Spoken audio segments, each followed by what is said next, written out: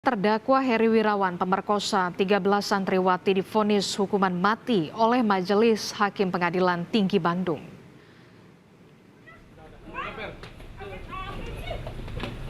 Vonis hukuman mati Heri Wirawan sesuai dengan tuntutan Jaksa Penuntut Umum.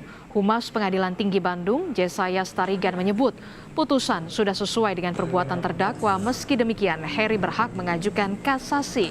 Hukuman Heri lebih berat dari putusan Pengadilan Negeri Bandung yang menjatuhi terdakwa dengan vonis penjara seumur hidup.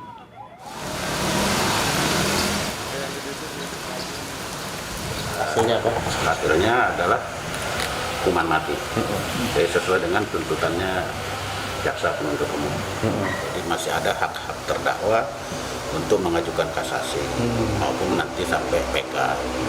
Cuman kalau di Pengadilan Tinggi, Majelis Hakim Pengadilan Tinggi berpendapat yang cukup adil terhadap perbuatan terdakwa adalah hukuman mati.